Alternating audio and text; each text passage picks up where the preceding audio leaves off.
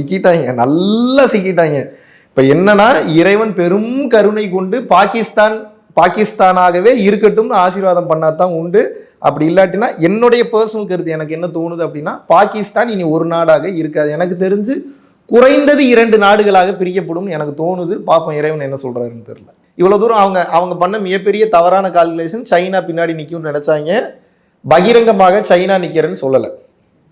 அதுவே அவங்களோட ஒரு பெரிய பின்னடைவா நான் கருதுறேன். ரெண்டாவது, டர்க்கி பெரிய லெவல்ல சப்போர்ட் பண்ணுனாங்க. பெரிய லெவல்ல டர்க்கியும் சப்போர்ட் பண்ணல. ஏன்னா டர்க்கி சப்போர்ட் பண்ணுதுன்னு சொன்னோன்னே நம்ம ஆளுங்க தெளிவா போய் கிரீஸை சப்போர்ட்டு கூப்பிட்டு வந்துட்டாங்க. ஏன்னா டர்க்கியும் கிரீஸும் 7ஆம் பொருத்தம்.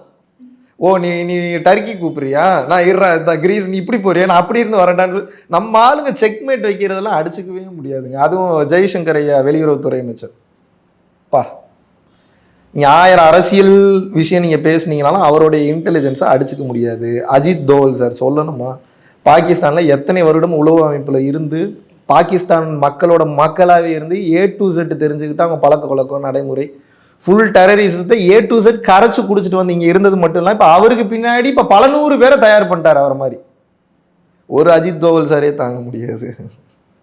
போதா குறைக்கு இப்போ அமித்ஷா சார் வேற, இப்போ மோடி சார் வேற. இப்போ எப்படி இருக்கும் அது? அல்டிமேட் காம்போ சிக்கிட்டாங்க, நல்லா சிக்கிட்டாங்க.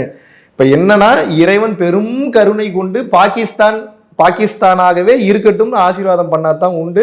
அப்படி இல்லாட்டினா என்னுடைய பர்சனல் கருத்து எனக்கு என்ன தோணுது அப்படின்னா, பாகிஸ்தான் இனி ஒரு நாடாக இருக்காது. எனக்கு தெரிஞ்சு குறைந்தது 2 நாடுகளாக பிரிக்கப்படும் எனக்கு தோணுது. பார்ப்போம் இறைவன் என்ன சொல்றாருன்னு தெரியல.